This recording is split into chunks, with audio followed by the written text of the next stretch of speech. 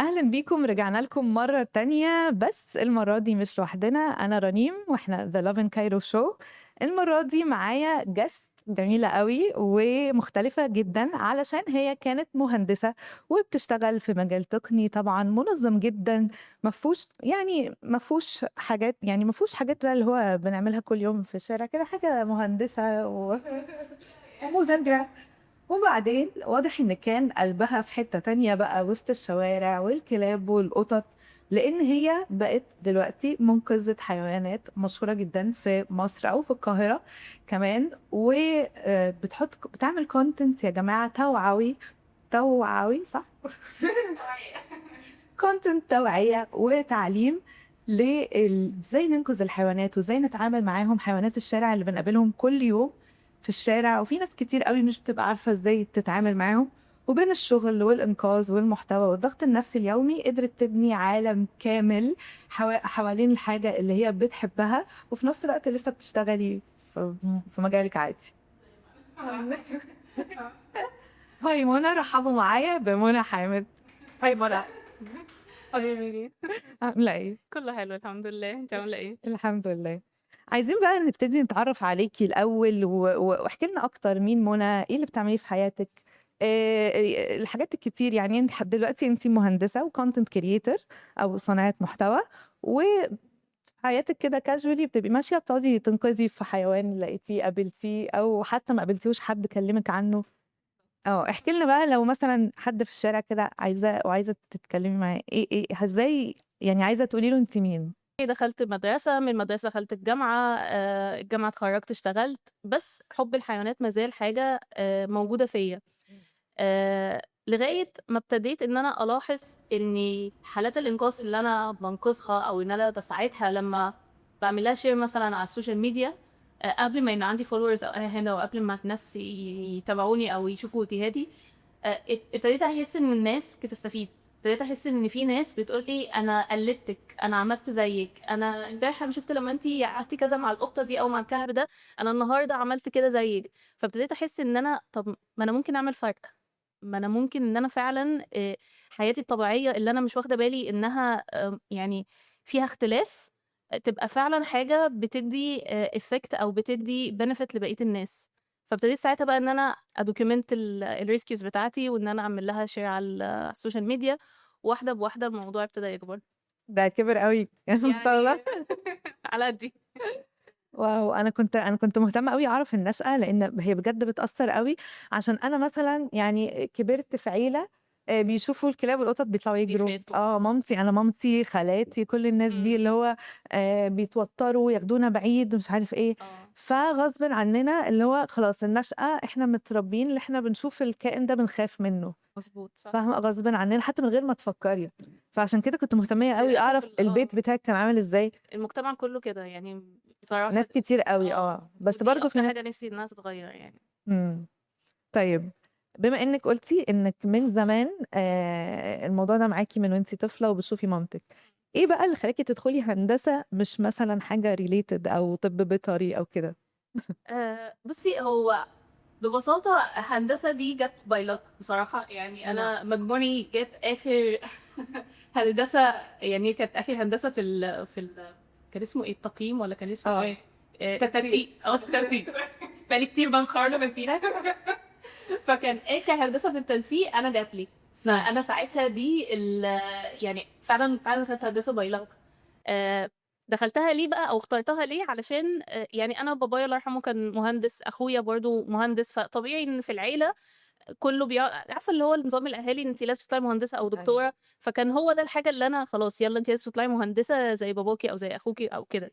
إمم. ليه بقى ما اخترتش طِب بيطري بالذات أو ليه ما اخترتش حاجة related بالحيوانات، لإنه للأسف أنا كنت واعية جدًا وكنت عارفة بالانتهاكات اللي بتحصل للحيوانات في كلية طِب بيطري، وكنت عارفة إن الحيوانات هناك مش يعني للأسف بتتعذّب، إمم. وكنت عارفة إن أنا لو رُحت مش هاستحمل. قصدِك التجارب أو كده يعني؟ يعني إن هُم بيتدرّبوا عليهم وهكذا، فأنا دي كانت حاجة بالنسبة لي ما كنتش قادرة إن أنا يعني أخوض فيها، عشان كده اخترت حاجة أقدر عليها نفسيًا، إمم.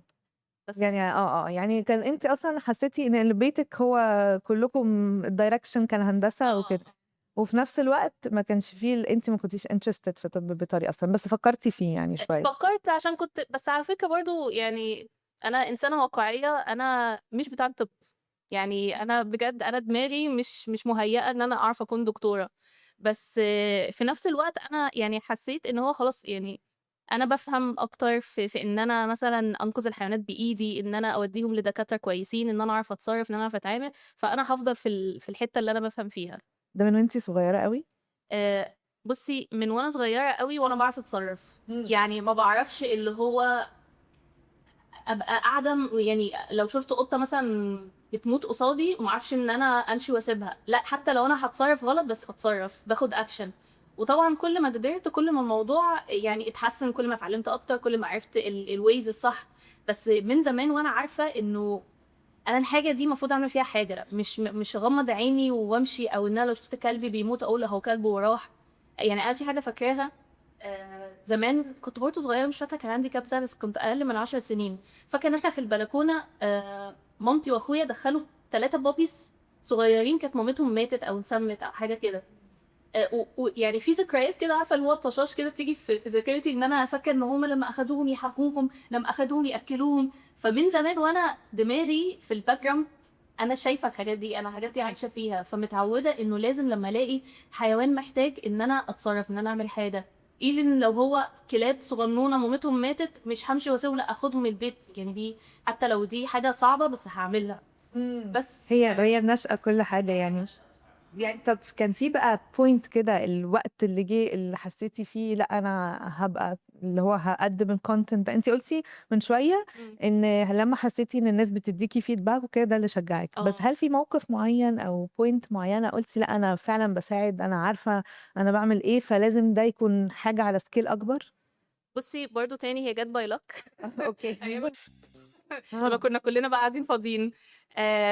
عادي كنت بانزّل videos عادية جدًا لقططي وأنا بالعب معاهم وأنا باطبطب عليهم، فنزّلت فيديو لقط أنا عندي قط إنقاذ من أوائل القطط اللي أنقذتها اسمه أوريو، عنده نُص وشه محروق، يعني كان محروق بس خلاص هو healed وما فيش شعر، بس هو إمم. باين إن هو نُص وشه محروق. فكنت منزّلة له فيديو عادي، فلقيت الناس بيدخلوا يسألوني ناس يعني لسه قبل ما يبقى في أي followers عادي، داخلين يقولوا لي: "هو مال وشه؟" فنزّلت فيديو حكيت فيه قصته، حاجة عبيطة وبسيطة جدًا. إمم. الفيديو went viral إمم.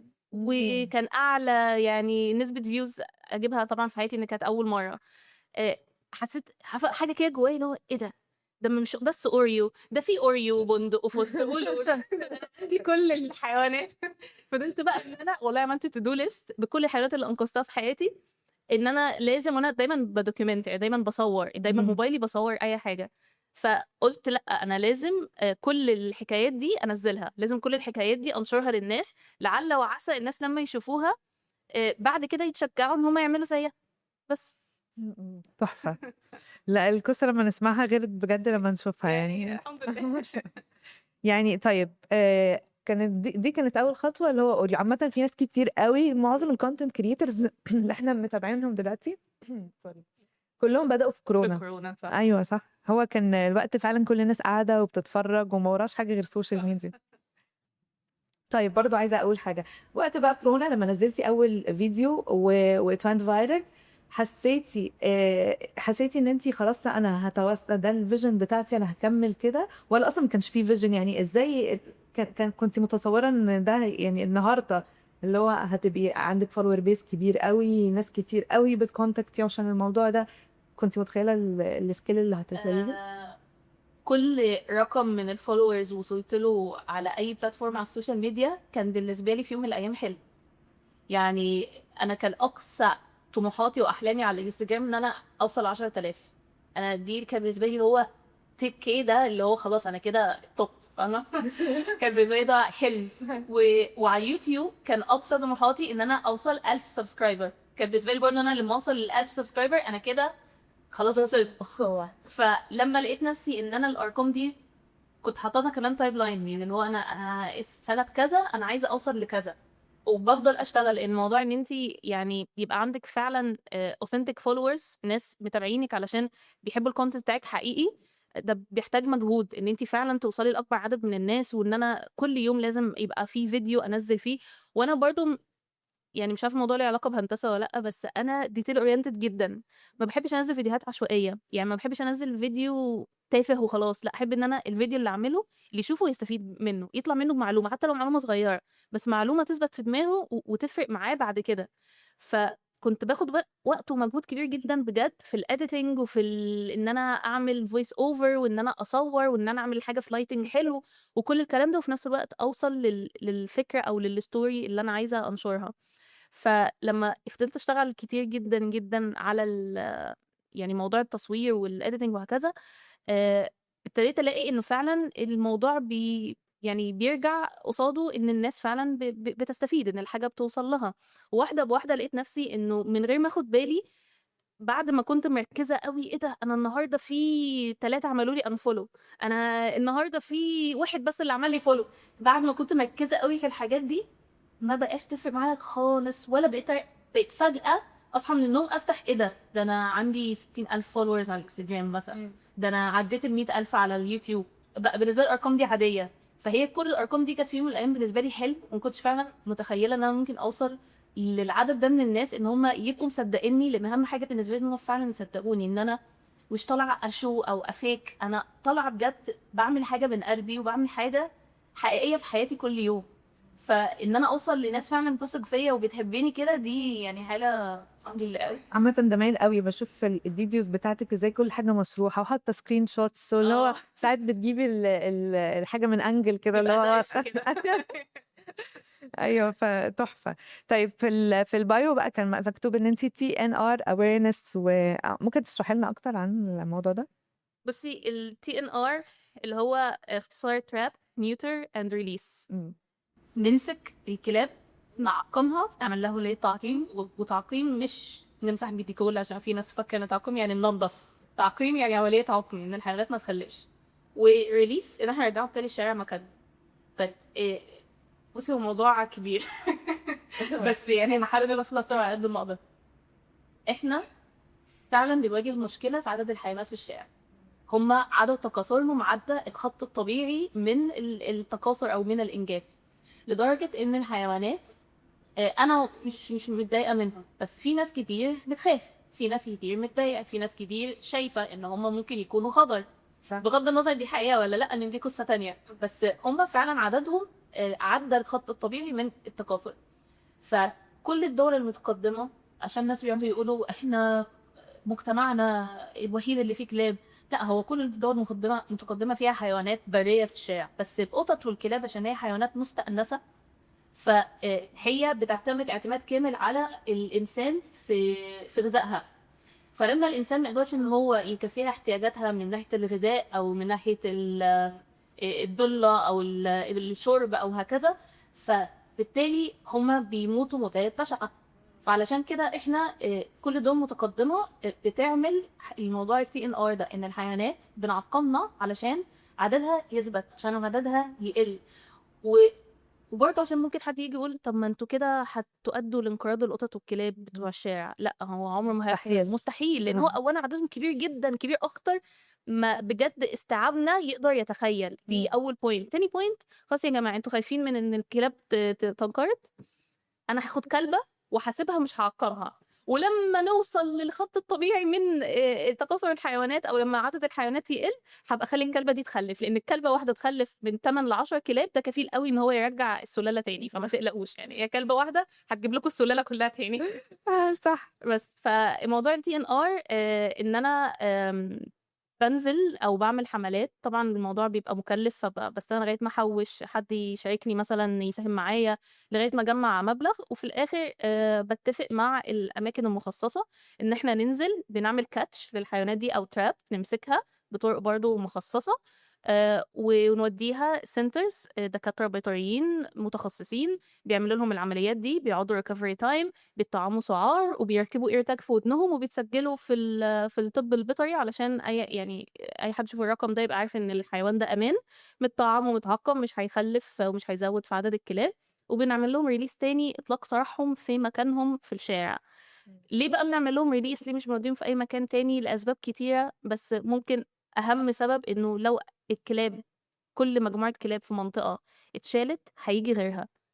لان احنا زي ما قلت لك احنا عندنا فائض كبير، فبيعملوا يعني فراغ في المكان، فبقيه الكلاب بتلاقي الفراغ ده يجوا يقعدوا في مكانهم، فاحنا ما حليناش المشكله.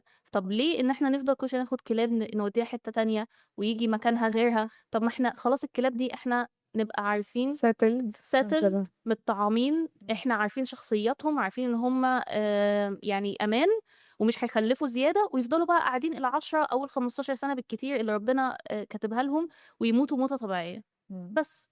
ودورة الحياة تكمل، ولما هم يموتوا هيجي غيرهم، واللي غيرهم برضو نعتني بيهم لغاية ما يجي غيرهم، وهكذا.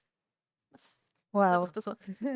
انا عايزه اسالك ازاي الموضوع حاسه كبير قوي، فازاي بتوازني بين ده؟ بس خلينا نساله تحت شويه. دلوقتي هسالك سؤال بقى عادي جدا. عندك كام بات في البيت؟ عشان انا انترستد اعرف قوي الموضوع ده. يعني فيتوري ولا قاعدين مؤقتا؟ يعني حاليا آه، بيتي، يعني بيتي اللي هو فيه مامتي واختي، فيه 13 قطه. ما شاء الله. ومن حوالي اسبوع انقذت 6 قطط مع بعض، عيله اترموا. يعني كانت صاحبتهم توفت، فللاسف ابنها رماهم للبواب، فانا انقذتهم. مأجره لهم اوضه في مكان حطاهم فيه، فهم 6. في العياده بعالج قطتين. فدول يعني، والقطتين دول لما يتعالجوا ويخفوا هدخلهم البيت عندي، فهيبقوا 15 يعني بس. ما شاء الله، يعني معايا دلوقتي 15 و6 21. ما شاء الله. طيب خلينا بقى ندخل شويه على حاجات الانقاذ. اوكي، عايزين نعرف يعني حاله انقاذ عمرك ما هتنسيها، اكتر واحده معلمه في دماغك.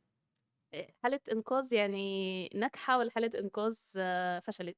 عشان يعني تفرق لا قوي. لا، خلينا طب ايه اللي معلم في دماغك؟ خلينا حاجه الاول نجحت. نجحت. كان في القط اللي هو اسمه بيبي، اللي سافر اسكتلندا، مش عارفة انت شفتيه ولا؟ ايوه شفته. ده ده فرق في حياتي قوي، لأنه ده من قريب؟ ده لا، من سنة أو أكتر. اوكي، ايوه. يعني من سنة أو أكتر.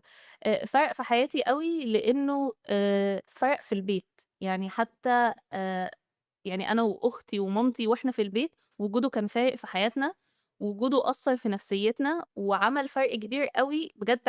أنا متأكدة هو عمل تحول في تفكير بالذات مامتي. يعني مامتي في الأول يعني ما كانتش بالسهل بتقبل إن إحنا برضو ندخل أي قطط وخلاص، لأن إحنا أوريدي عندنا عدد. يعني إحنا قططنا الشخصية 6، فأنا كل شوية 6 7 8 9 بيبقوا 13. فطبعا الست ليها حق إنها تعيد يعني. هم اكتر منكم شخصيا. أكتر مننا شخصيا، بس إحنا 3 بس. ف فرق إن هو بيبي ده قط جارتي كانت أنقذته وجابته لي. حاولنا معاه فوق الشهرين الدكتور يعالج عينيه، عينيه الاتنين كانوا متصفيين خالص. بعدين في حد نصحني بدكتور عيون، دكتور بيطري متخصص في العيون، عمل له عملية، وللأسف العملية فشلت، فعينيه برضو ما بيشوفش بيها. فكان أحسن حاجة، لأن عينيه كانت بتنزل في إفرازات، وكانت بتعمل له ألم، فكان أحسن حاجة إن إحنا لازم عينيه الاتنين يتشالوا. كانت بالنسبة لي عارفة، كانت أول مرة في حياتي أواجه إن أنا قط أشيل له عينيه، أو إن أنا آخد قرار إن هو نشيل عينيه. خد مني يعني نفسيتي اتأثرت جدًا، قعدت أعمل research كتير، أسأل دكاترة كتير، ليّا أصحاب أجانب قعدت أسألهم، أخدت حتى خلّيتهم يسألوا لي الدكاترة اللي برّه، علشان أبقى متطمنة وأبقى حاسة إن أنا مش باظلمه، بس هو الحقيقة إن هو كان بيتألم جدًا بعينيه البايظة، فكان أنسب حل ليه إن عينيه دي تتشال. فعملنا له العملية وعينيه اتشالوا، وقعد الrecovery time عندنا في البيت. التعلُّق الأولاني كان من ناحية أختي. أختي هي اللي كانت بتغيّر له على الجرح، كانت بتحط له الكريمات، كانت بتنام جنبه، بتاخده في حضنها. كانت هي يعني، طبعًا إحنا فاصلينه في أوضة علشان قططي ما يضربوش في عينيه يعني يبوظوها تاني.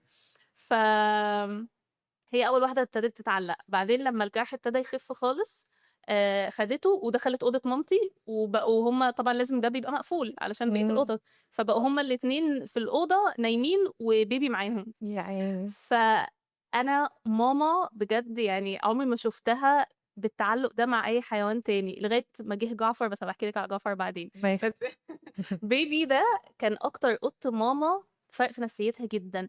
بقت بقت more active، بقت على طول مبسوطة، بقت على طول هو فين بيبي؟ تعالَ يا حبيبي، وتقعد تحضن فيه وتبوس فيه، والانبهار بتاعنا إحنا كبشر إن إحنا نشوف قط أعمى بيعرف ينط من السرير ده للترابيزة دي وهو مش شايف، بيعرف يوصل للأرض أو يلعب باللعب وهو مش شايف. إحنا كنا قاعدين عارفة اللي هو كلنا مجتمعين مع بعض زي ما بنبقى مجتمعين بنتفرج على التلفزيون، لأ إحنا كنا مجتمعين بنتفرج على بيبي. يعني إحنا يومنا فقرة يالّا نشوف بيبي بيعمل إيه. فلأ ده أثّر فيّا جدًا، والحمد لله أنا عشان في يعني بالوقت بالإنقاذ اتعرّفت على أجانب وبقوا صحابي بقوا يساعدوني إن أنا أسفّر حيوانات أو ألاقي لهم بيوت برّه، فقدروا إن هم يلاقوا لي بيت ليه في اسكتلندا وكانت برضه من أصعب اللحظات وإحنا تحفة بقى بنقول له الفراق. الفراق هنقول له باي باي في المطار. دايمًا بتحبوا القطط الشقية صح؟ اللي هي interesting كده مش الهادي. مامتي بتحب الأشقيا، أنا آه، بصراحة باحب الهاديين. بجد؟ آه. حسيت حسيت إن أنا ممكن حسيت أكون بيبي باحب ده في الأشقيا. عامل أكشن يعني. هو عامل أكشن بس هو كان interesting جدًا في حتّة إن أنت أعمى مش شايف، بس بتعمل كل حاجة كإنّك مفتح. سبحان الله فسبحان الله بجد دي كانت حاجة مخلّيانا إن إحنا على طول مشدودين ليه. صح. طيب خلّينا بقى نتكلم عن situation ما عرفتيش تنقذي فيه حالة وبرضه فضلت معاكِ يعني أثّرت فيكِ أوي. بُصّي، أنا مش باقول لأ لو حالة قابلتها بنَفْسي في الشارع، يعني في الطريق عمري ما باقول لأ، لازم باتصرّف. إمم. حتى لو أنا مش هاعرف إن أنا أنقذها أو أمسكها بنَفْسي، باكلّم ناس باتصرّف وباجيب حد يروح ينقذ الحيوان. بس الحاجات اللي ممكن تكون فشلت إن أنا أكون أنقذته وأخدت قرار غلط في حقه، أو أكون خدت قرار غلط في قصته، وأنا بيبقى برضه في الأول وفي الآخر إحنا يعني ك ك كطِب لسه كطِب بيطري في مصر أو في مجتمعنا، لسه للأسف برضه مش advanced أوي، أو لسه في ناس يعني بجد من 10 سنين فاتوا دكاترة اللي هم بتوع الsmall pets أو القطط والكلاب ما كانوش كتير، ما كانوش كان آخرهم اللي هو يدّوا تطعيمات وكده. الموضوع بالوقت وبالتوعية بجد اتطوّر والناس بقى في دكاترة بيطريين بيدخلوا علشان هم فعلًا عايزين يبقوا دكاترة بيطريين، بيدخلوا الكلية مش عشان التنسيق بس، لأ إحنا عشان أنا عايزة أبقى دكتور بيطري، عشان أنا باحب الحيوانات وعايزة أعمل فرق. فابتدى إنه يبقى في فعلًا دكاترة كويسين، بس للأسف آآ الjourney بتاعة إنقاذ الحيوانات مش دايمًا بتقابلي دكاترة شاطرين من أول مرّة. إمم. فكان في قصة كلبة كان من حملات الTNR اللي أنا كنت باعملها قابلناها صُدفة، إمم. كان عندها بجد، بجد ورم قد كده في رقبتها.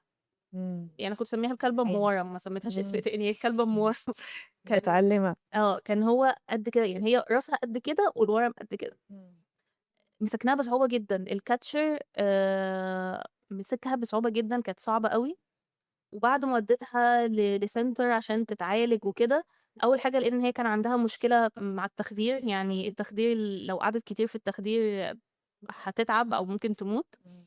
تاني حاجة لقينا إن الورم almost داخل على الرئة، فإحنا علشان نشيله كان ساعتها بجد هنحفر حتّة، يعني هنحفر حتّة في إمم. جسمها، ما كانش الموضوع هيبقى مضبوط ولا كان هينفع وما كانتش هتقدر تsurvive it. إمم. فساعتها يعني نصيحة الدكاترة ولمّا ورّيت الX-ray لكذا حد، قالوا لي: "سيبيها، سيبيها أو تموت موت رحيم." أنا يعني ما باقدرش إن أنا أعمل موضوع الموت رحيم ده، خصوصًا لو الكلبة لسه صاحية وواعية إمم. وبتشرب وبتاكل لوحدها، ما باقدرش آخد الخطوة دي. تتساب أحسن. تتساب أحسن، طب تتساب فين بقى؟ هو ده القرار إمم. اللي أنا يعني أعتبر غلطت فيه. آآ المكان اللي أنا جِبتها منّه كان في واحد هناك ساكن متعلّق بيها جدًا، وكان عامل لها مكان بطانية بتنام فيه ومَيّة والأكل بتاعها ومهتم بيها وكده، إمم. وهي كان في بقية الpack بتاعتها، يعني بقية الكلاب اللي هي عارفاهم. هو قعد يتحايل عليّا رجّعيها لي وتموت في حضني وتموت تحت بيتي وتموت وهي موجودة بدل ما تروح shelter أو بدل ما تروح أي مكان تاني إمم. تموت فيه وما حدش يبقى بيراعيها. وهو أثّر عليّا، يعني أنا حسّيت إن هو فعلًا بيحبها رجّعتها الشارع تاني. مع إن ناس كتير ساعتها نصحوني ودّيها shelter، وأنا بصراحة موضوع الshelters ده أنا ما باحبش أودّي shelters كتير، لإن أنا عارفة قد إيه أصحاب الshelters شايلين مسؤولية كبيرة جدًا، جدًا، إمم. وإنه مش سهل إنه يعني إن هم يستقبلوا حالة جديدة، فعشان كده ما باحبش إن أنا دايمًا آخُد قرار الshelter. فساعتها خلاص خدت قرار إن أنا أرجّعها. بعديها أعتقد ب10 أيام أو حاجة، عرفت إن في حد جِه خَد الكلبة. فاتضايقت أوي بقى، حسيت إحساس اللي هو مين خدها؟ ما أعرفش، حد جه مسكها وقال للناس اللي في الشارع راح خدها عالجها، عامل لها عملية.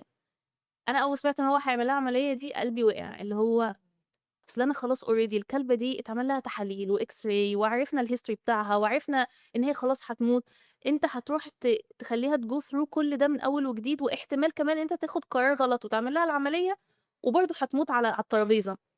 فساعتها حسيت إن أنا لأ، يا ريتني ما كنت سمعت كلام صاحبها، وكنت فعلًا وديتها shelter على الأقل كانت هتبقى تحت عينينا، بس الكلبة دي كل ما أفتكرها فعلًا قلبي بيوجعني، باحس إن أنا قصّرت في حقها. لأ ليه؟ طب ما ممكن يكون خدها عالجها، هو أنتِ ما عرفتيش حاجة عنها تاني خلاص. ما عرفتش عنها حاجة تاني خالص، دي إمم. دي اللي هو ما فيش closure، فأنا مش قادرة أعرف هي حصل لها إيه، وفي نفس الوقت أنا عارفة إنه مفروض إن العملية هتموتها، فممكن يكون هو ممكن يكون عارفة باقعد بقى أفكر في الworst case scenarios، ممكن يكون خدها يجرب فيها، ممكن إمم. خدها يتدرب عليها، ممكن يكون خدها يدّي course، يعني الحاجات دي بتحصل للأسف، فكل ده بييجي بس في أنا دماغي. برضه فاهمة، يعني أنا لو مكانِك كنت هاعمل نفس الحاجة، واحد already كان بيهتم بيها وهو بيقول لي آه، خلاص هاتيها وعايزها، أكيد كنت هاسيبها له.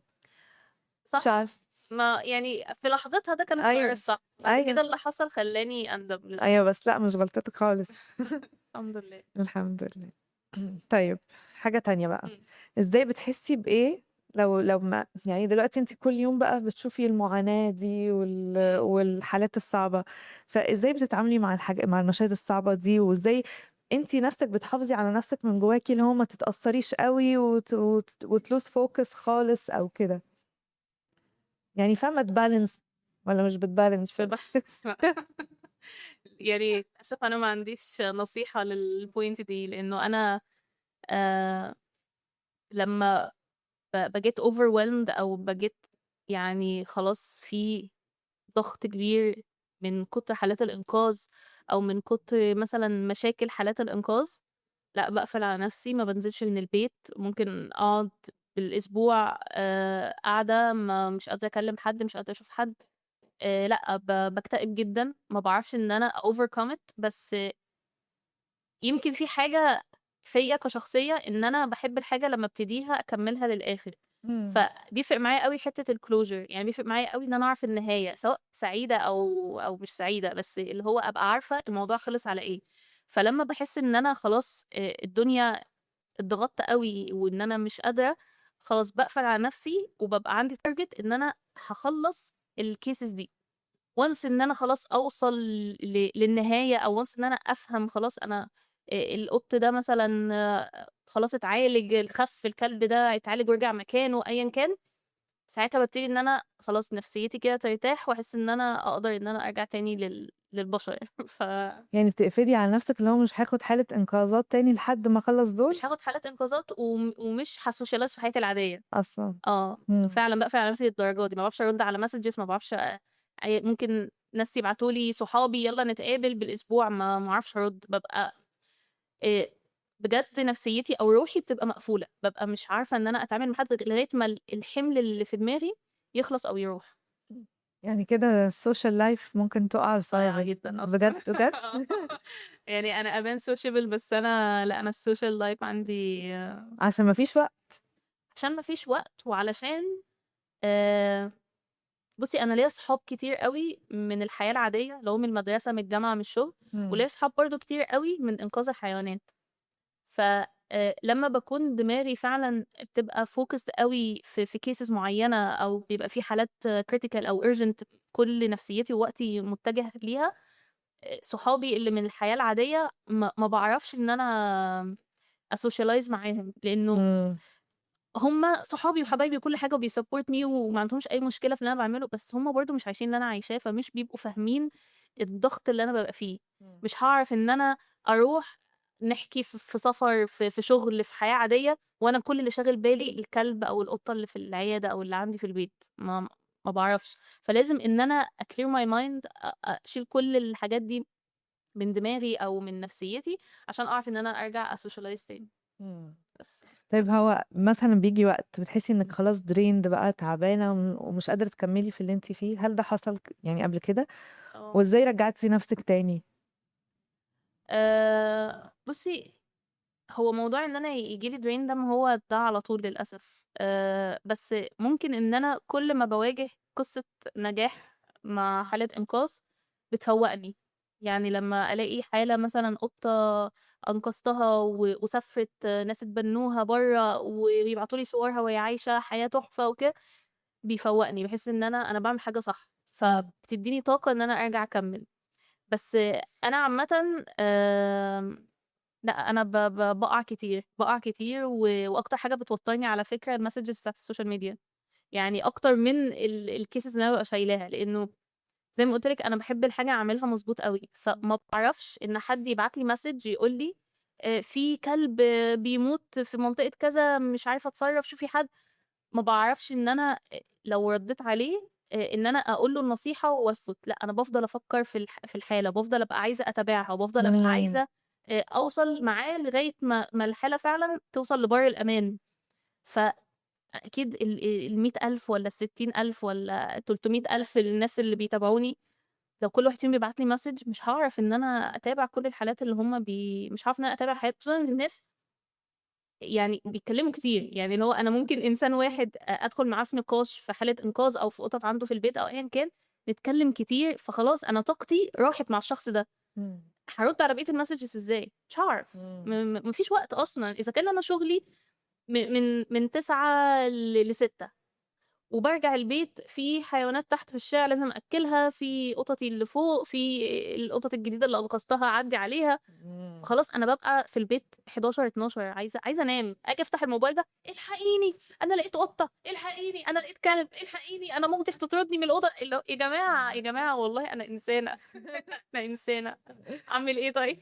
وأنتِ طبعًا هتضطري تلحقيهم لو فتحتِ الmessage لو فتحت بتتأثّري. هاتأثّر وهاحس إنها مسؤوليتي، ودايمًا أنا إمم. مؤمنة إن الحاجة اللي عيني بتيجي عليها يبقى دي ربنا حاطّاها قصادي عشان أتصرّف فيها، فباشيل مسؤوليتها، باشيل مسؤوليتها وأنا ممكن أصلًا اللي بيكلّمني ده يكون قاعد تحت البطانية الموضوع مش urgent زي ما هو مهيّأه لي، بس أنا باخد الحاجة على أعصابي، إمم. باخد الحاجة على أعصابي جدًا وبتوتّرني جدًا للأسف. إزاي بقى بترجعي لو خلاص أنتِ تعبانة لأ، يعني قصدي في point اللي هو أنا مش هاقدر أكمّل أو الموضوع طلع أصعب بكتير يعني من اللي بقى زمان كنت باحبه؟ بُصّي أنا كل حالة إنقاذ بانقذها يعني العيادة اللي أنا باتعامل معاها أنا باتعامل مع كذا عيادة، بس في إمم. عيادة يعني صاحبتها الowner بتاعة العيادة أنا وهي بقينا أصحاب أوي من كتر الحالات اللي أنا باودّيها لها، فأنا دايمًا باقول لها أنا نِفْسي أوصل لمرحلة إن إحنا ما يبقاش في بيننا دايمًا في فلوس محتاجة تتبعت، يعني اللي هو إحنا دايمًا في فواتير، باقول لها أنا نِفْسي أوصل لمرحلة اللي هو إحنا ما فيش بيننا فواتير، فبتقول لي: "منى أنتِ عمرِك في حياتِك ما هتعرفي تبطّلي تنقذي حيوانات." كنت دايمًا أقعد أقول لها أنا بعد الحالة دي أول ما ت ما ما تت تطلع من العيادة وتخلّص فاتورتها، أنا هاخد break أنا مش عايزة أتكلّم معاكِ تاني، أنا عايزة إن إحنا نعمل لبعض block تقول لي: "والله وأنا، بس أنا متأكدة إن أنتِ مش هتعرفي." أنا فعلًا، فعلًا يا رنيم والله العظيم وقعدت أتراك الموضوع في دماغي لقيت إن هو بيحصل بجد، أنا أول ما حالة تخلص وأخرّجها من العيادة، في نفس اليوم لازم ألاقي نفسي اتدبّست في حالة تانية، في نفس من غير ما من تعملي. غير ما أعمل حاجة، بجد، سواء بقى إن أنا ماشية في الطريق، سواء إن أنا لقيت حاجة على السوشيال ميديا عيني جات عليها حسيت إن أنا لأ، دي مكتوبة لي، ما فيش حالة باخرّجها من العيادة تكون خفِّت غير وفي نفس اليوم لازم ألاقي نفسي دبّست نفسي في حالة تانية، وعمرِك ما خدتِ break لأ. وبتتكلّفي أنتِ بالمصاريف كلّها. في الأول زمان إمم. كنت، بس بعدين الحمد لله بقى في ناس بتثق فيّا وناس بتبقى شايفة إن أنا فعلًا باعمل الحاجة مضبوط ومن قلبي، إمم. ففي ناس بقت تساهم معايا. مش كل الشهور زي بعضها، مش كل الcases زي بعضها، الموضوع بجد رزق. عارفة المثل إمم. هو العيل بييجي برزقه، أنا بالنسبة لي الحيوان بييجي برزقه والله. هُم ولادِك خلاص. هم ولادي بالضبط. يعني it depends يعني ساعات حالات أنا اللي أتكفّل بيها كاملة، وساعات ألاقي إن في ناس شاركت معايا. إمم. كان في سؤال عن إزاي بقى بتطلعي من كل ده وتوازني ما بين الحياة الاجتماعية وكده، بس واضح إن لا أنتِ ما ما قُلتِ فيش خلاص. ما تاخدوش النصيحة دي مني. للأسف. ماشي، طيب عمرِك خدتِ حيوان بس حاسة ده اللي قُلتِ عليه من شوية، اللي هو أنتِ خدتيه اللي هو أنتِ كنتِ عايزة تنقذيه ولقيتِ نفسِك هو غيّر لِك حياتِك فعلًا هو أنقذِك من حاجة مثلًا situation أو مرحلة صعبة كنتِ فيها؟ آمم، هو أنا ممكن أقول إن أول قطة دخلت حياتي هي دي كانت سبب في تغيير حياتي. آه. كانت واحدة يعني كنت أنا بازن على مامتي من وأنا صغيرة، من وأنا عندي 8 9 سنين مثلا ان انا عايزه قطه، عايزه قطه، عايزه قطه، عايزه قطه. ففي واحده انا اعرفها قالت لنا انا لقيت قطه شرازي في الشارع تقريبا حد مسربها، اجيبها لكم؟ فماما قالت لها ماشي هاتيها، وماما جابتها علشان خاطري. القطه دي كانت شرسه جدا، بجد كانت شرسه بشكل انا بحط ايدي تطلع دم من كتر ما هي كانت قطه شرسه جدا. بس كنت بموت فيها برضو، ما تفهميش انا كنت بحب الحب ده فيها منين. توكسيك ده. توكسيك لوف. القطة دي طبعًا ساعتها أنا ما كانش عندي برضه خلفية، ما كناش نعرف يعني إيه تعقيم، كانت القطة بتطلب جواز جوّزناها، خلّفت، بعد ما خلّفت رجعت طلبت جواز تاني فجوّزناها. فلمّا رُحنا جوّزناها للأسف في المَرّة التانية لقطت مرض من القط اللي هي راحت له وتوفّت، يعني ما لحقناش نعالجها وتوفّت. فلمّا توفّت سابت لنا 5 قطط صغيّرين، 5 قطط دول كبروا معانا، دول بقى كانوا السبب تغيير حياتي. إن أنا ابتديت أفهم يعني إيه إن القطط ليها احتياجات، يعني إيه إن القطط ليها شخصيات مختلفة. كان فيهم قطة كان اسمها مشمشة بس أنا كنت باقول لها ميشو، فأي حد عارفني من زمان عارف ميشو وسيمبا. أنا الpasswords بتاعتي في كل حاجة كانت ميشو وسيمبا من كتر ما أنا دول كانوا حياتي كلها. هُم كانوا 5 بس إحنا يعني لقينا بيوت ل3 منهم واللي عاش معانا 2. فالاتنين دول هُم السبب في كل حاجة، هُم اللي خلّفوا القطط اللي عندي حاليًا اللي هُم ال6 الأصليين، وهُم السبب في إن أنا آآ منى بتاعة قطط وكلاب. يعني حُبّهم، وإن أنا حياتي كلّها محورها عليهم، وإن أنا هُم فعلًا عيالي، وكل المشاكل اللي مرّيت بيها سواء حاجات medical أو حاجات نفسية معاهم، هي دي اللي فرقت في تكوين شخصيتي جدًا، هي اللي خلّتني فعلًا دلوقتي أبقى عارفة أنا باعمل إيه. من الاهتمام بيهم أو اتعلمتِ معاهم. اتعلمت معاهم، كبرت معاهم واتعلمت معاهم، يعني هُم الاتنين توفّوا من مرضين مختلفين، مرضين مؤسفين جدًا. يعني ميشو توفّت من كانسر، جالها كانسر، وسيمبا توفّى كان عنده فشل كلوي واحتباس في البول، قعد فيه بس فترة كانوا طويلة. كبروا. هو مات وهو عنده 9 سنين وهي ماتت وهي عندها 13 سنة. إمم. يعتبر سِن كويس، بس اتعلمت بجد كانت رحلة طويلة جدًا، اتعلمت فيها حاجات خلّتني دلوقتي أفهم حاجات كتيرة أوي، خلّتني أفهم. وعلى فكرة جزء كبير جدًا من اللي جالهم ده كان بسبب إن هُم مش متعقّمين، لإنه عدم تعقيم الحيوانات بيؤدي لمشاكل سرطانية ومشاكل عند الذكور القطط والكلاب اللي في الprostate وحاجات كده، فللأسف الموضوع فعلًا بيعمل مشاكل. ل الحاجة الوحيدة إن الحيوان ده يتجوّز كل يوم وما فيش حد هيبقى عنده مقدرة إن هو يجوّز حيواناته كل يوم ويهتم بالخلفة اللي هتيجي كل شهرين. صح. فبالتالي موضوع التعقيم ده برضه هو يعني موضوع ميشو وسيمبا هو اللي خلّاني أفهم يعني إيه تعقيم. إمم. بس. interesting. ماشي، دلوقتي هندخل بقى على الsection التالت بتاع الناس بقى والjudgment والمجتمع والحاجات اللي قابلتيها بقى في الرحلة دي بس من الناس. خلّينا الأول نبدأ بإزاي هل في حد من اللي حواليكِ عيلتِك، صحابِك كان أنا عرفت خلاص إن عيلتِك الأسرة تمام، آه. بس هل بقى أي حد تاني من اللي حواليكِ كان ضد اللي أنتِ بتعمليه أو شايفة الحيوانات دي مش دي في الشارع مش نضيفة أو بقى الحاجات اللي على طول بنسمعها أو أنتِ مالِك ومالهم أو whatever؟ all the time. كل يوم في حياتي أنا لغاية دلوقتي الحاجات دي بتواجهني. وعلى فكرة أنا حتى مامتي وأختي مع إن هُم دلوقتي بقوا عايشين معايا في الحياة دي، هُم كانوا في الأول معارضين جدًا للموضوع، لإنه آآ إن أنت تحب الحيوان حاجة، وإن أنت تدخّله بيتك وتهتم بيه في كل تفاصيله وتلبّس نَفْسك مسؤولية كبيرة دي حاجة تانية. يعني سهل أوي إن حد يحب الحيوان، بس مش سهل إن حد يشيل مسؤوليته. ففي الأول طبعًا لمّا هُم كانوا اللي هو إيه ده إحنا بقينا عندنا 5 قطط لازم نمشّيهم. طبعًا ال5 الأولانيين دول ال3 اللي مشيوا منهم مشيوا بعياط منّي، اللي هو أنا ما كنتش عايزاهم يمشوا. بعدين لمّا ال2 اللي اتبقوا خلّفوا وبقى عندنا 7 قطط في البيت آآ الموضوع كان headache في الأول وما كانش مفهوم، لغاية ما هُم خلاص تأقلموا عليه وفهموا إنه خلاص دي مسؤولية هنفضل عايشين فيها طول عمرنا، لإن خلاص إحنا اتحمّلنا مسؤولية أول قطة جبناها، فلازم نشيل المسؤولية لآخرها. إمم. الناس بقى الsurroundings بقى اللي هُم مثلًا بقية الأهل أو كده، طبعًا أي حد خِلاني، خالاتي، ولاد خِلاني، ولاد خالاتي، لمّا أي حد يشوفني طبعًا لازم في الأول كانوا بيقولوا: "أنتِ بتعملي كده ليه؟ طب يا بنتي ايه ده دي مش نظيفه، ايه ده انت حطيتي ايدك عليها، يا سيبك بقى من الحاجات دي، ركزي بقى معانا. ما- من العيله او من الاهل كنت دايما بحس ان انا غريبه. بس لما كبرت بقيت يعني هقول independent شويه. بقيت عارفه انه دي انا، دي شخصيتي. انا ما بعرفش.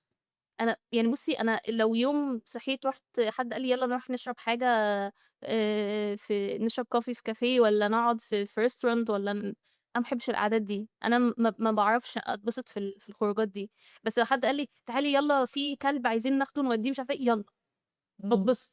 بحس اللي هو يلا هنعمل حاجه حلوه، هنعمل حاجه مفيده، ادفنتشر، مغامره، هننط بقى. عشان طبعا احنا يجي نمسك كلبه او قطه دي بتبقى على فكره مش سهله خالص. انا ممكن نقعد ننط سور، ننزل تحت عربيات، عارفه الحاجات دي. بحس اللي هو انا بتبسط في الحاجات دي. ف ادفنتشر. يعني ادفنتشر، هي فعلا تبقى ادفنتشر والله. عشان كده انا كمان بحب ان انا اصور، لاني بصور اللقطات بحس اللي هو انا كاني في غابه بجري ورا. بس ده من الناس القريبه. الناس بقى البعيده لا، ما بقوش يأثروا فيا. زمان كانوا بيأثروا فيا جدا، اللي هو بقى الكومنتس بقى بتاعت السوشيال ميديا. الناس بتوع لو بتحبي الكلاب خديهم بيتك، انتي شوفي لك حاجه قبل كده. في كومنت بيستفزني قوي، حد يقول لي انت فاضيه. انا فاضيه؟ انا فاضيه يا شيخ اتقي الله. انا فاضيه، ده انا مش لاقيه وقت اتنفس. ف يعني لا، في كومنتس كانت بتأثر فيا في ناس جدا. مش عندها الوعي فعلا ان دي حاجة يعني شايفين ان ده وقت فراغ بتمليه مثلا او مثلا حاجة ملهاش لازمة. بالظبط، او مم. ان انا مثلا ما عنديش شغل، او ان انا الموضوع بقى بستفيد منه بشكل اخر. في ناس كتير قوي مش قادرين يستوعبوا ان دي شخصيتي، ودي الحاجه اللي بعرف اعملها وبحب اعملها، فبعملها بكل بساطه. بس صح. يعني كنت، طب معلش بس في الأول خالص لما كنت بتواجهي الانتقادات دي ازاي عرفتي اللي هو لا تردي او ما تتأثريش انت جواكي، اللي هو انا فعلا كده بتعامل مع كائن مش نظيف، هو انا كده ممكن اتعدي مش عارفة من ايه، ازاي انت جواكي اقنعتي نفسك؟ انا عمري ما شكيت في نفسي، يعني عمري ما شكيت ان انا بعمله ده غلط. مم. انا مشكلتي في اني ما كنتش بعرف اقنع اللي قصادي ان هو اللي غلط. اه. لكن انا ببقى عارفه لا يا جماعه عادي. انا دي بالنسبه لي حاجه عاديه جدا. اللي هو اوكي. انت اللي غلط مش انا. يعني انت ما تقنعنيش ان العيب فيا. انت اللي عندك مشكله في الوعي، عندك مشكله في الفهم، عندك مشكله في الثقافه. الناس انت اللي فاهم غلط. فدي بقى ودي برضو من التيرنينج بوينتس اللي خلتني ان انا ابتدي يعني انشر على السوشيال ميديا. اللي هو زمان برضو من قبل الكورونا على فكره ما كانش طبيعي انك، او ما كانش سهل تشوفي حد بيطبطب على كلب في الشارع. لو شفتي حد بيطبطب على كلب في الشارع كنت تحسي ان هو ايه ده غريب. دلوقتي من كتر الناس ما بقت عندها توعية، ومن كتر ما في الجيل الصغير ابتدى يكبر صغير. بيشوف الناس بتراعي الحيوانات في الشارع، بتطبطب عليها عادي، بتنقذهم، بتساعدهم، بتأكلهم، بتشربهم. بقيتي تشوفي ان الموضوع ده لما بيحصل قدامك بقى عادي. عادي، ده طفل بيطبطب على كلب عادي، مفيهاش مشكله. بتشوفي فيديوهات للناس بينزلوها انا دي بقت اكتر حاجه بتخليني بجد بجد فخوره جدا. وانا بقلب على التيك توك او على السوشيال ميديا والاقي فيديو لحد عادي جدا، انسان عادي ملوش علاقه بانقاذ الحيوانات، وبيطبطب على كلب او بيحضن كلب او بينقذ قطه. ده اللي انا عايزاه، ده اللي انا نفسي ان الناس يوصلوا له، ان هم يفهموا الصح ويعرفوا ان الحيوانات دي هي اصلا موجوده على الارض من قبل ما احنا نتخلق، وان ربنا خلقها معانا. فلازم ان احنا نعرف نتعايش معاها. مش بس الناس الانترستد في انقاذ الحيوانات، لا، كل الناس وكل المجتمع لازم يفهم ان الحيوانات دي جزء لا يتجزأ من المجتمع، ولازم نعرف وننشر توعية ازاي نتعامل مع الحيوانات دي. صح. طب هل في موقف بقى فاكراه موقف بعينه اللي هو حد قال لك جملة فرديتي عليها بقى بجملة افهم اللي هو ذكاء بقى عرفت مبسوطة لا يعني لا برد لا فعلك؟ لا، كان في كتير بس انا مش هفتكر. لا يعني اعتقد انه لا ده انا عندي ده.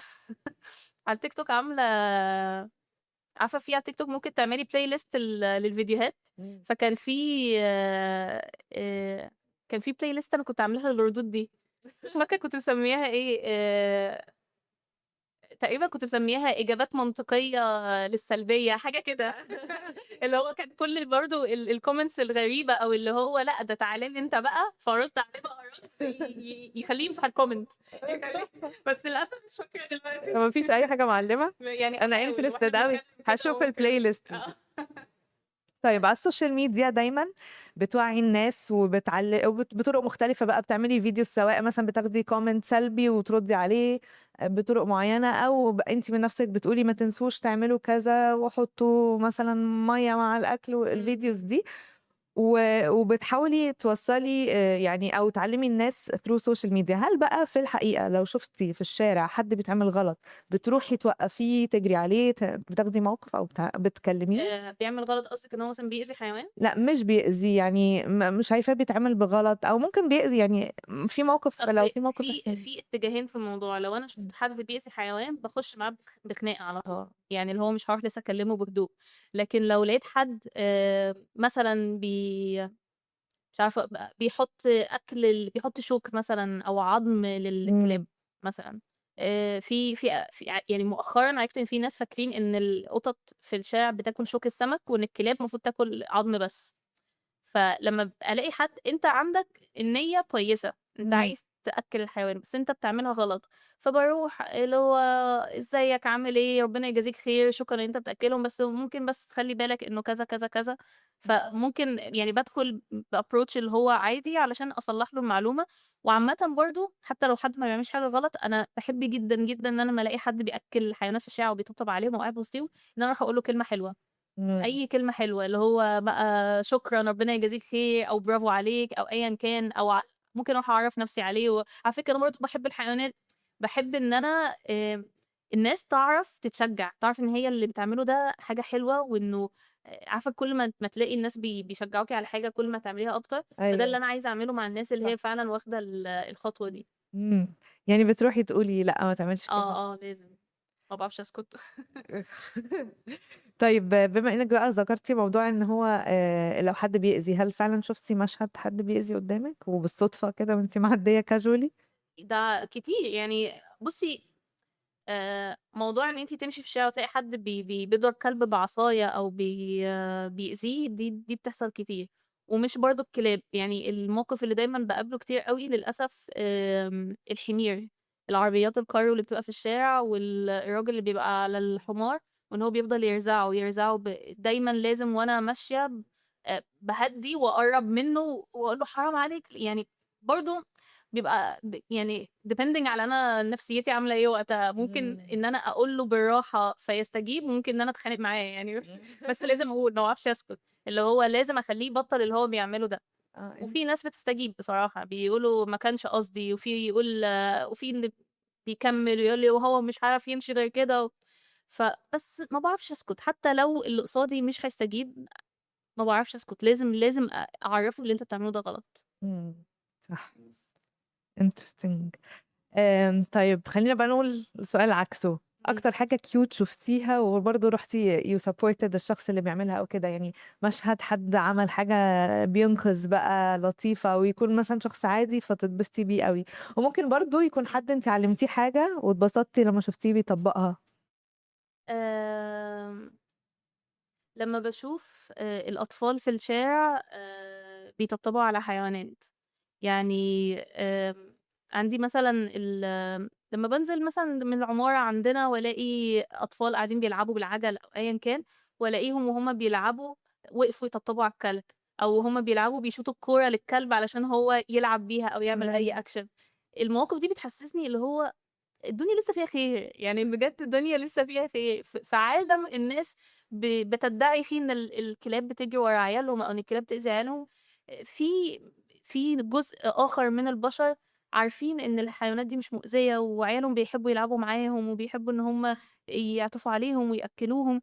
وباحب بقى في اللحظة دي إن أنا أقول لهم وهُم شايفاهم مثلًا بيلعبوا، أقول لهم ما تيجي نأكلهم، فيبقى أنا دايمًا جاهزة معايا أكل في العربية. مم. فأورّيهم تعالوا نحط الأكل في طبق، وأقول لهم نحطه في حتة ضِلّة، ونحط لهم مَيّة، ويفرحوا أوي، يفرحوا جدًا لمّا يشوفوا كلب بياكل أو بيشرب.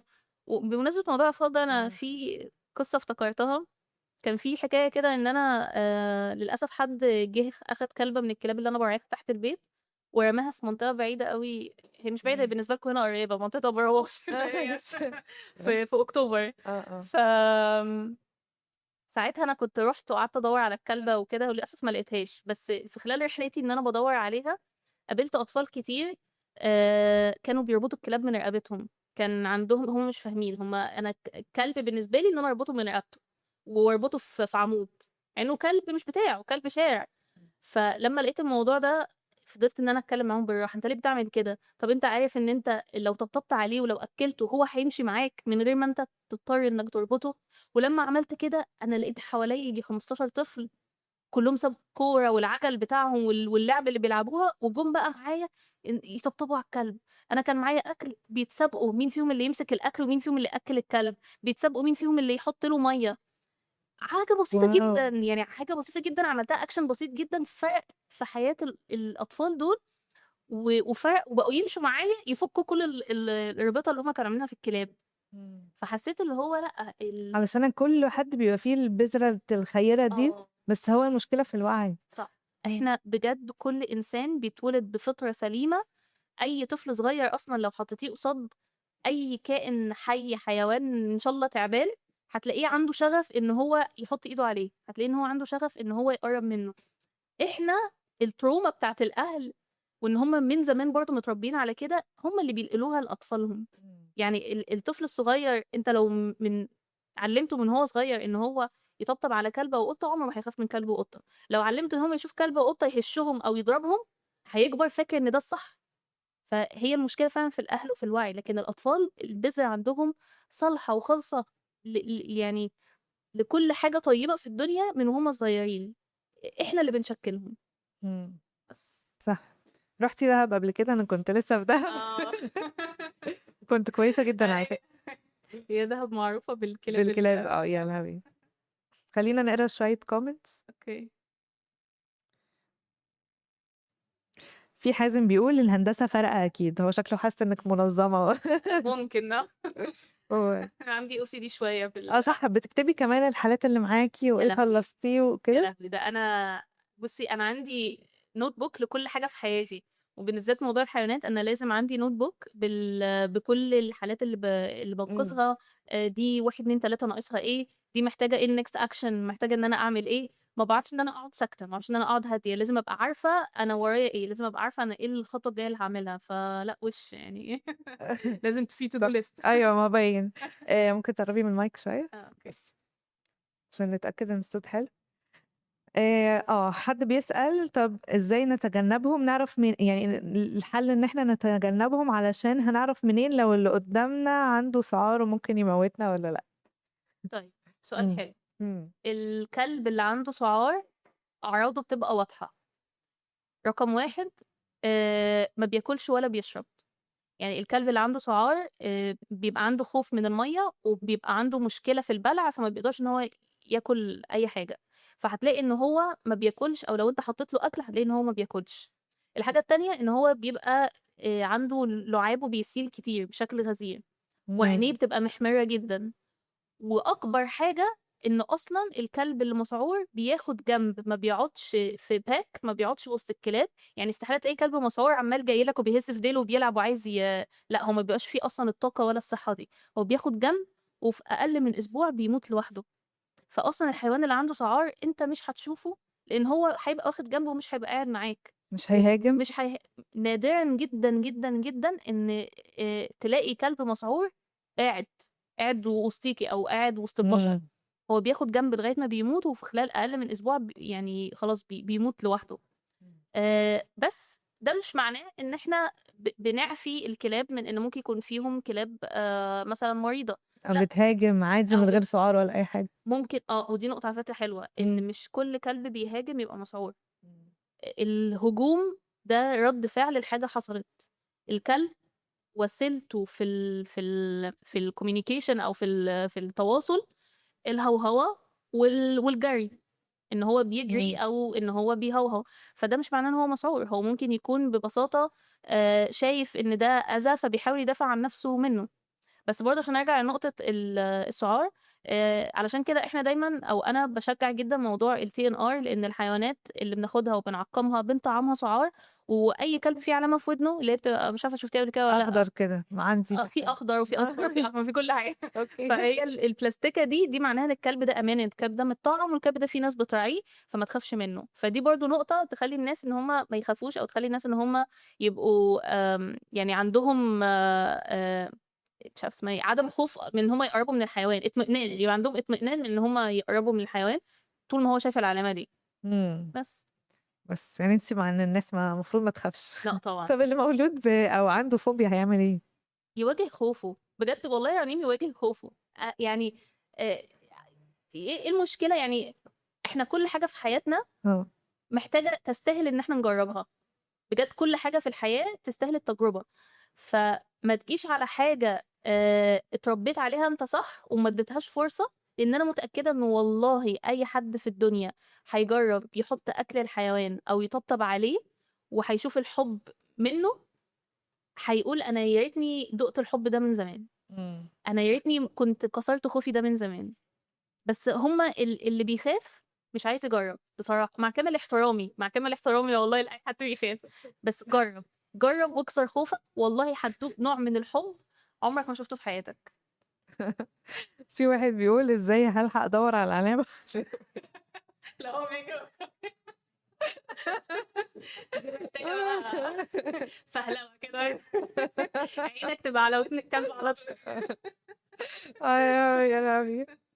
انا من الناس صراحه بخاف شويه، بس انا كنت بقولك في دهب من اليومين اللي فاتوا انا والكلاب بقينا تمام خلاص. شفتي هما طيبين اه بيبقوا قوي قوي، لطاف بس ازاي. بتوع دهب مش عارفه مختلفين ولا ايه، هم طيبين قوي. عارفة ليه؟ ليه؟ لأن ده انعكاس للي هما بيشوفوه. اه عشان بياكلوا والناس تحبهم ويشربوا وكل بالظبط، اه شافوا حب، فطبيعي تلقائي ان رد فعلهم يكون حب. لكن الحيوانات اللي بتسرفايف هنا في الشوارع وسط المدن، وبتحاول انها تلحق نفسها من الضرب، وتلحق نفسها تلاقي اكل، تلاقي ميه، وكل الكلام ده غصب عنهم اللي بيشوفوه بينعكس على اسلوبهم.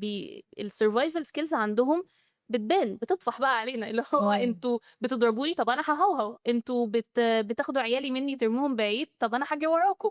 طبيعي. فالكلاب بتفهم وبتسجل، بتخزن في دماغها. فللاسف اللي بيتأذي من الانسان هيفضل طول عمره شايف ان الانسان ده مؤذي، لغايه حتى يثبت عكس ذلك. يعني لغايه ما تلاقي كلب طبطبت عليه فيعرف ان لا، الكائن ده انت كإنسان طلعتوا كويسين، مش هتأذوني. صح. طب تفتكري مشكلتهم ان هم مش بيعرفوا يعبروا؟ يعني لو اتكلموا حياتنا هتبقى هي على فكرة هي دي المشكلة، ان احنا مش فاهمين لغتهم، مم. ان احنا كمجتمع مش فاهمين ان الحيوانات ده اسلوبهم في المعيشة. احنا فاكرين انه الحيوان المفروض ان هو يقعد على جنب متحركش، انت هتقعد هنا مش هتقوم من الكورنر ده. لا، الحيوان بيحب يستكشف، بيحب، على فكرة هما بيحلموا زينا، بيحلموا يعني لما بيناموا بيحلموا. في تشابه كتير بيننا وبينهم، بس الفرق اللغة، هما ما بيفهموش اللي احنا بنقوله، ولا احنا بنفهم اللي هما بيقولوه.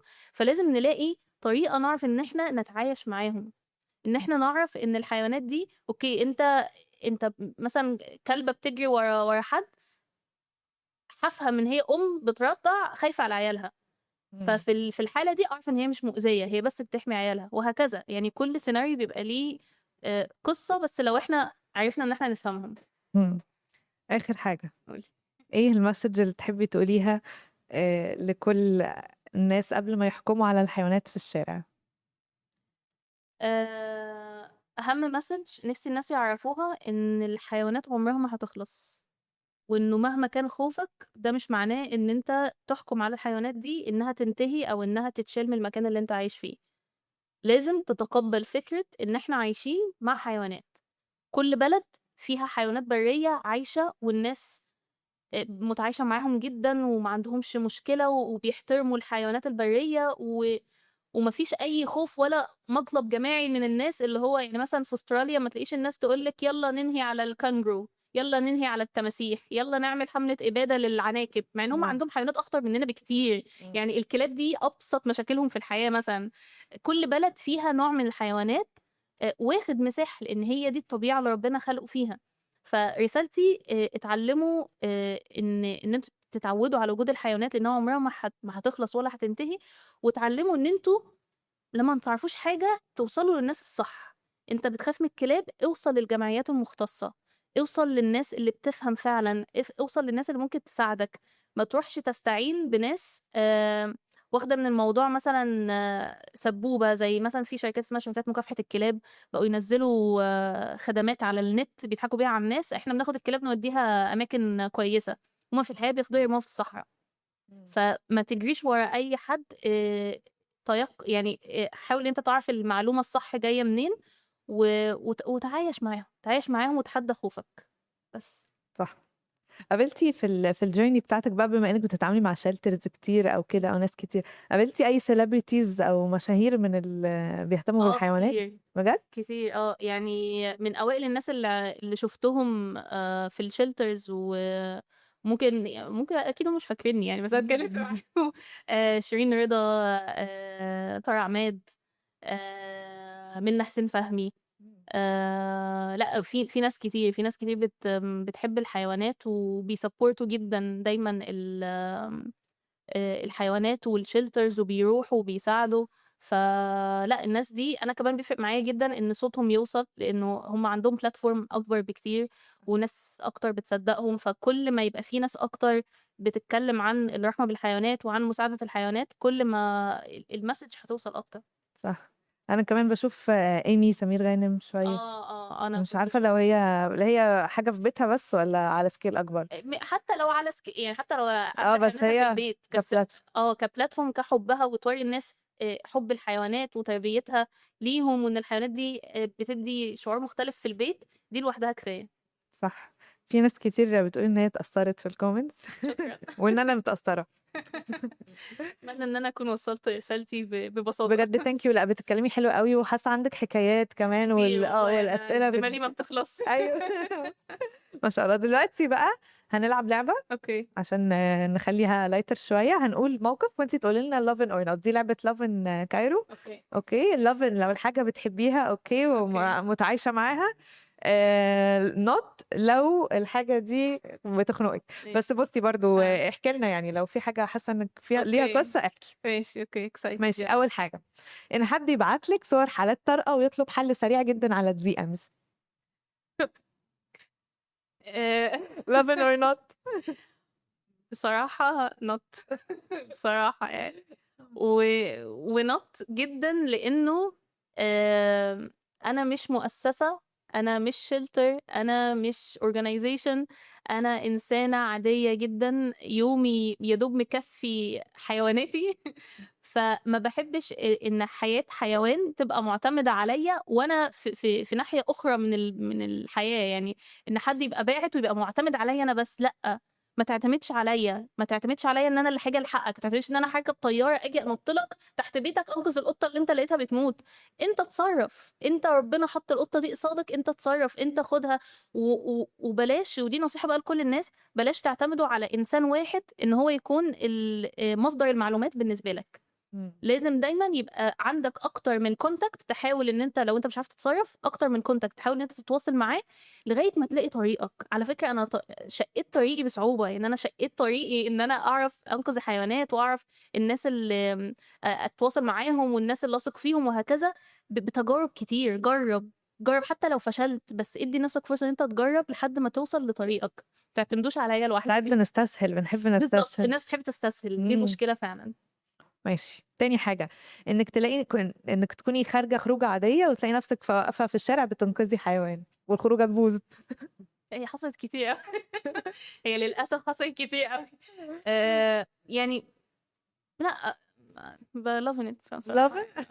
يعني لإنه أنا كنت عارفة.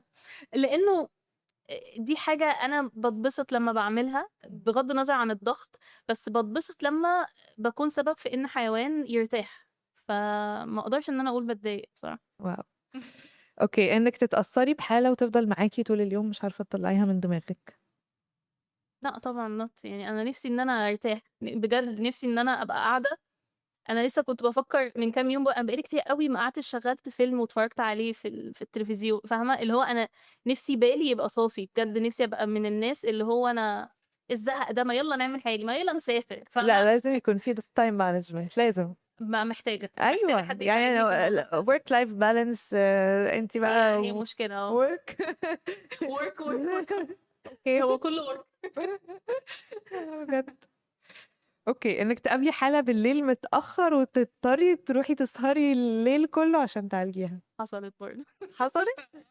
حصلت. كان في يوم كان النيو يير، كان خلاص يعني احنا الناس كلها قاعدة بتحتفل بالنيو يير وبيكاونت داون والجو ده كله، وانا ماشية في الطريق لقيت على شجرة ورقة مكتوبة بخط الإيد في كلب هنا محتاج يتعالج، أو في كلب هنا بيموت، حاجة كده. ورقة على شجرة وتحتيها كلب.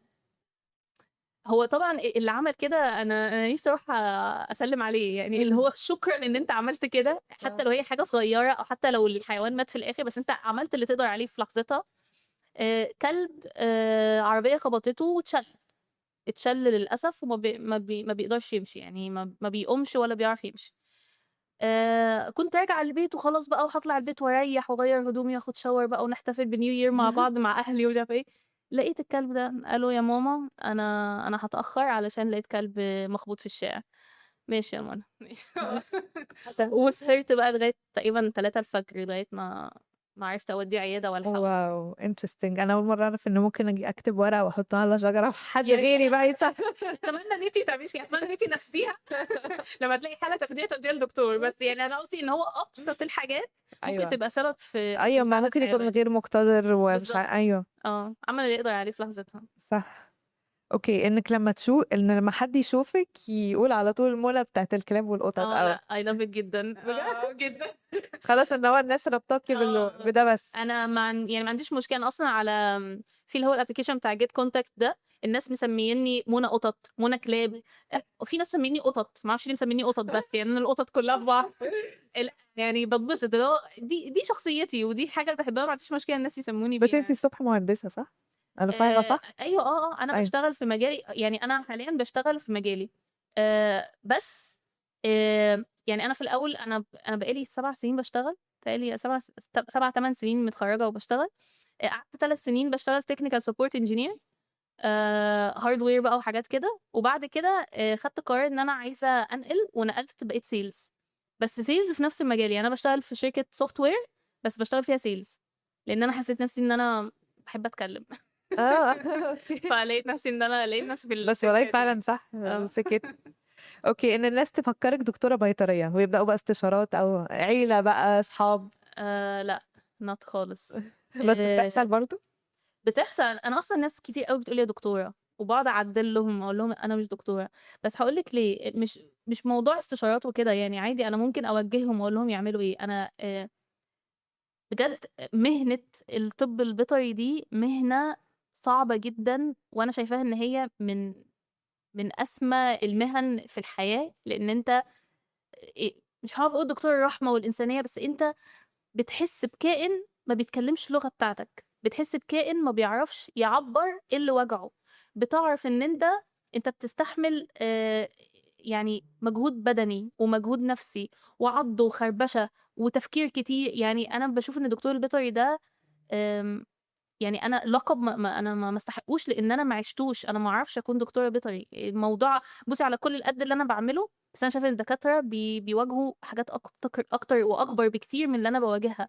فما اقدرش ان انا احط يعني انسب نفسي للمجهود بتاعهم. يعني هم يستاهلوا يعني recognition اكتر من كده بكتير بصراحه، الدكاتره البيطريين الشاطرين المجتهدين. يعني انت قلتي نوت. نوت. ماشي. طيب لما حد يفتكر انك عندك شلتر ويكون عايز يجيب لك الكلب نوت جدا. الجاكيت بتاعته كتير. دي بتحصل على طول برضه. اللي هو انا في ناس تبعت لي مسج تقول لي انت مكانك فين؟ ومكاني ايه؟ بيتي يعني ولا ايه؟ ايه مكاني ده يا جماعه؟ والله انا مش اللي فيه القطط الكثيرة. بيتي عادي، اوضتي انت كمان بيتي ده. الناس طيب اللي بتبعت لك الحقيني القطة بتاعتي تعبانة ويختفي خلاص، اللي هو خدتي القطة بقى. يعني اخدت القطه منه، ولا قصدك ان هو بيبقى ايوه، مش بيسكت؟ يعني عمرك تكوني مثلا فاكرة انك خلاص هو هيعالجها وهتساعديه يعالجها وياخدها تاني ويسيبها لك؟ ان حد لبسني في قطه. اه لا برضه حصلت كتير، ان هو مثلا ناس تقول لي اتدبست في الموضوع ده برضه عشان ما انا اتعلمت من اخطائي. كنت بتدبس في الموضوع ده زمان، اللي هو حد يقول لي ممكن تاخدي تعالجي لي قطتي بس لغايه وانا مثلا هدفع لك الفلوس وهبقى اخدها منك تاني، كنت بصدق وكنت باخد القطه واعالجها، واول ما تيجي الفاتوره محدش بيرد عليا، شكرا مع السلامه. وانا والقطه لبسنا، انا والمروحه قعدنا مع بعض. اللي هو يا خلاص لا يا شكرا التاني بقى. ايوه خلاص هم شايفين ان دي حاجه هم بتاعتي. بيبقوا للاسف الناس عندهم ثقه كبيره جدا فيا ان انا عمري ما هاذي الحيوان، فلما هم بيغدروا بيا كبشر بيبقوا عارفين ان انا مش هغدر في الحيوان زيهم. صح. ف لا، بس اتعلمت لك الراحمون، كل الناس، في ناس كاتبه ايه، استني، حاجه ليها علاقه بالرحمه، ما شاء الله عليكي، الراحمون يرحمهم الله. الحمد لله يا رب. بجد اتبسطنا معاكي قوي و very interesting، وعجبني الكومبو الغريب ده، اللي هو كنتي مهندسة بعدين دلوقتي بقيتي حاساكي دخلتي قوي قوي في الطب البيطري، يعني عندك معلومات كتير وتقولي بيتشلوا ازاي ومش عارفة بيحصل لهم ايه. بالخبرة يعني مش ايوه صح. فاتبسطنا قوي معاكي و thank you so much. احنا كده وصلنا لآخر الحلقة النهاردة. كان معانا أول نص الحلقة كان فيه نيوز، وبعد كده كان معانا جاست منى حامد. لو فاتتكم الحلقة تقدروا تشوفوها كاملة على يوتيوب أو تسمعوها in podcast platform in podcast form على أي بلاتفورم، سبوتيفاي، أنغامي أو أبل بودكاست. انيمال ريسكيور وستري، أو يعني بتادفوكت في TNR awareness، حاجات لذيذة قوي، هتتبسطوا قوي لما تشوفوا الحلقة. فنشوفكم إن شاء الله بكرة. thank you so much. باي باي. thank you.